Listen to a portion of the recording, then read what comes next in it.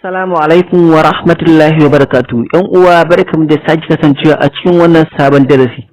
Da farko ina minka saƙon godiya ta ga ‘yan channel ɗin nan da ma ɗaukacin waɗanda suke kasancewa da channel ɗin nan tamu mai albarka ba dare ba rana. Muna sanar da irin gudunmawar da kuke ba mu, babu abin da za mu ce da ku sai dai mun gode. Allah ya saka da alkhairi kuma Allah ya biya ku da gidan aljanna. Muna roƙon ku da ku ci gaba da ba mu gudunmawa kamar yadda kuke ba mu ta hanyar danna mana wannan jan kalma wacce aka sa subscribe, a gaba za ka ga alamar ƙarawa ta fito, ita ma sai ka danna ta, sai ka danna mana like, sai kuma ka share ga ƴan uwanka ko kuma abokanka domin su masu amfana da wannan bidiyon. Na gode. A yau darasin da ya zo muku da shi darasi ne akan yadda za ka ga chatin ɗin budurarka, ko kuma in ce yadda za ka saci chatin ɗin budurarka ba tare da ta san kana ganin chatin ɗinta ba. Kai tsaye za mu je kan darasin. Za ka shiga Play Store.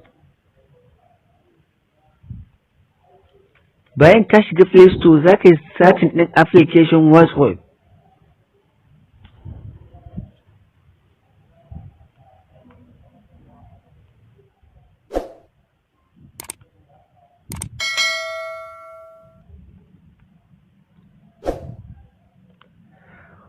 ‘Yan uwa kamar yadda kuke gani wannan shine application ɗin, already ni na riga da na yi download ɗinsa. Kai sai za mu shiga application ɗin.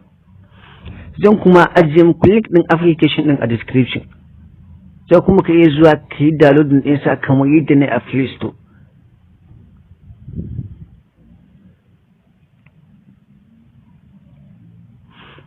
Bayan ka shiga application ɗin za ka zo ka shiga wannan zaɓi na farko idan ka sa WhatsApp ɗin nan.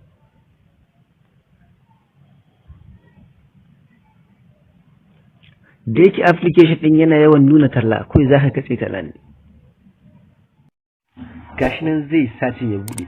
Bayan ya satin ya buɗe, din noma wajen da za ka yi scanning. Kai tsaye za ka karɓo budurwar taka, za ka ce za ka ɗan yi mata wani abu ko ɗan wani gyara haka dai, sai ka shiga WhatsApp ɗin. Bayan ka shiga WhatsApp ɗin budurwar taka, za ka taɓa ɗigon nan guda uku na sawa. Bayan ka taɓa, za ka zo ka shiga wannan zaɓi na uku, WhatsApp web. Bayan ka shiga sai ka danna OK. Gashi nan ya noma alamar scanning. Kai tsaye za ka zo ka yi scanning ɗin wannan abin nan, wannan alamar da ta fito ta wayar taka. A cikin sakon 10 ka gama abin da za ka yi.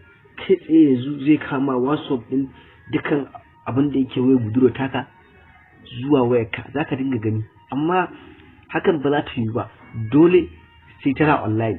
Idan tana online shine za ka dinga gani.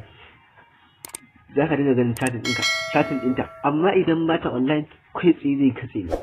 Yanzu idan ku duba duk abin da yake wannan waya ya komo wannan waya, haka za ka yi ka sati chatin ɗin budurwarka ya komo wayarka cikin sauƙi. ‘Yan uwa anan ne muka ƙarshen wannan bidiyo. Duk mai buƙatar tambaya ko ƙarin bayani mu haɗa comment section, ni kuma insha Allah zan ba shi amsa. Kada ku manta da danna mana alamar subscribe da danna alamar ƙararrawa, da zarar min ɗora sabon bidiyo za a sanar da ku.